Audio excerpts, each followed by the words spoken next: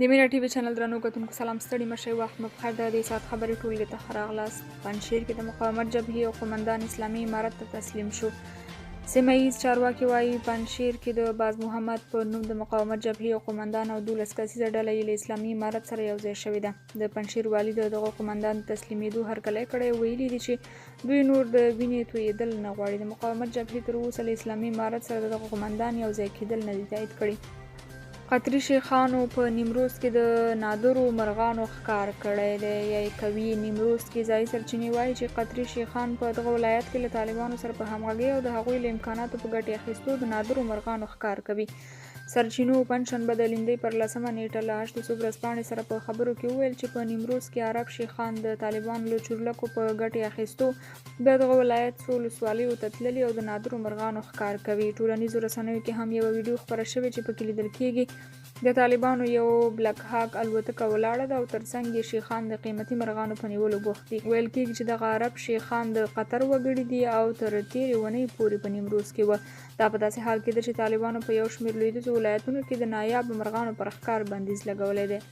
د یونما مشر د ملا هیبت الله سره ګوري. فارن پالیسۍ خپرونې په یو راپور کې ویلي چې په افغانستان کې د ملګرو ملتونو استازي په کندهار کې د اسلامي امارت له مشر سره ګوري.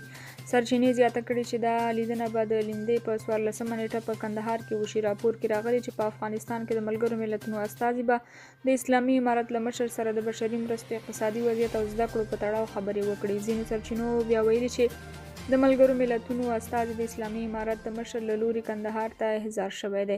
د دوی د احضارېدو د لامل په تړاو څه نه دي ویل شوي، خو د ملګرو ملتونو سیاسي استازولۍ په وروستیو کې د ځینو راپورونو په خپرولو سره د اسلامي امارت پر خلاف ګڼې ادعاوې کړي دي. یونما په دې اړه څه نه دي ویلي. محمود خان اڅکزی طالبانو سره د مخالفت له امله د خپل ګوند مهم کسان شړلي. تر هغې وروسته د نومبر پر 26مه د ګوند مشر محمود خان اڅکزي په کوټه کې د یوې خبري غونډې پر مهال له ګونده د هغو ټولو کسانو د ایستلو اعلان وکړ چې د کشلاخ په غونډه کې یې ګډون کړی و. نوموړي هغه مهال وویل چې دا پریکړه یې د هغه په مشرۍ کې د ګوند د مرکزي اجرایوي کمیټې په غونډه کې کړې ده. د بلوچستان د صوبایي اسمبلي غړي او د پښتونخوا ملي عوامي ګوند د مشر محمود خان اڅکزي د مخالفې ډلې یو مخکښ نصر الله زیری وایي له ګونده د په شمول هغه مشران ایستل شوي چې د مشر په بیانیه کې د بدلون مخالفت کاوه. نوموړي د نومبر پر 28مه له مشهد راډیو سره په خبرو کې تور پورې کړ چې د ګوند مشر محمود خان اڅکزي به مخکې طالبانو ته د پاکستان پوځ پیداوار ویل، خو پر افغانستان یې د طالبانو تر واکمنېدو وروسته خپل دریځ بدل کړ. د اکتوبر پر 9مه په کوټه کې د جمهوریت د شهیدانو جلسه وه. په هغه کې محترم چیرمین صاحب یا محمود خان اڅکزی وایي چې له تحریک طالبان پاکستان یعنی TTP سره ښکر مه بندوي او په افغانستان کې د طالبانو په هکله وویل چې دا به په دغه هیواد کې د پښتنو یوه محرکه قوت دی. طالبانو کابل کې 20 کسانو ته د بیلابیلو جرمونو په تور د تعزیري سزا خبر ورکړی دی. د طالبانو حکومت سترې محکمې د کابل ښار د ابتدایه شرعي محکمې لخوا په دغه ولایت کې 20 کسانو ته د بیلابیلو جرمونو په تور د تعزیري سزا خبر ورکړی دی. د طالبانو حکومت سترې محکمې د پنجشنبې په ورځ د ډسمبر لومړۍ د لیندۍ 10مه یوې اعلامیې کې ویلي چې په دغه کسانو کې 11 نارینه او 6 ښځې شاملې وې. په اعلامیه کې د دغې تعزیري سزا په اړه نور معلومات نه دي ورکړل شوي او انځور او یا هم ویډیو یې هم نه ده خپره شوې. معلومه نه ده چې دغه کسان په درو وهل شوي او که په بند محکوم شوي دي. په دغه اعلامیه کې راغلي نن پنجشنبه د کابل ښاري ابتدایي محکمه کې 20 مجرمونو ته چې 15 یې نارینه او 6 یې ښځې وې د فسق او فجور، نامشروع اړیکو، غلا، له کوره تیښتې، شراب څښلو او لواطف په جرمونو د محاکمو او نورو ولایتي ادارو د مسؤلینو او عامو خلکو په حضور کې تعزیري سزا ورکړل شوه.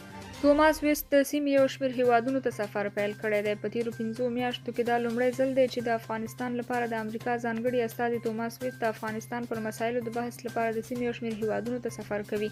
د امریکا متحده ایالاتو بهرنیو چارو وزارت د ښاغلي ویست د سفر په اړه د یوې اعلامیې په خپرولو سره لیکلي د افغانستان لپاره د امریکا ځانګړي استازي توماس ویست به د امریکا له ملګرو هیوادونو او افغانانو سره په افغانستان کې پر بشري وضعیت او اقتصادي ناورین، د افغانانو د حقونو خوندیتابه او پر ګډو امنیتي اندېښنو خبرې وکړي. دغه شان به وست په بهر کې میشتو د بشري حقوقو فعالانو، سوداګرو، سیاستوالو او رسنیو له مسؤلینو سره دغو ننګونو ته د رسیدنې په موخه وګوري. ښاغلي وست هم د دغه سفر په اړه پر خپل ټویټر لیکلي: زه د دسمبر میاشتې له لومړۍ تر 8مې نیټې جاپان، هند او متحده عربي اماراتو ته سفر کوم ترڅو له خپلو شریکانو سره د بشري ملاتړ پر مهمه مسله همغږي رامنځته کړو. په افغانستان کې د نجونو او ښځو د زده کړو او بشري حقوقو دفاع وکړو. مخکې تر دې ښاغلي وست د روان میلادي کال په می میاشت کې ترکیه او ازبکستان ته هم سفرونه کړي وو او د دغو سفرونو په لړ کې د بشر او ښځو د حقوقو له فعالانو سره د لیدو پر مهال له شپږم ټولګي پورته د نجونو د ښوونځیو پر پرانیستو او د طالبانو حکومت له لوري پر ښځو د لګول شوو محدودیتونو پر لرې کولو خبرې کړې وې.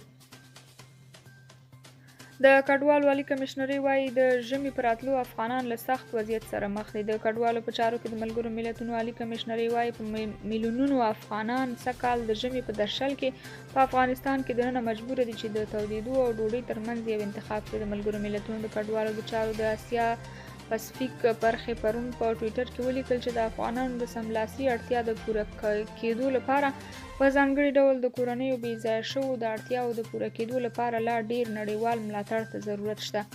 دا کارتونه هغه کسان ترلاسه کولی شي چې واسطې لري. د طالبانو له بیا واکمنېدو راوروسته چې پر اوسه کال اوړی یې کابل ونیو، ګڼو مرستندویانو په افغانستان کې خپل فعالیتونه درولي دي چې افغانستان له اقتصادي کړکېچ سره مخامخ شوی دی.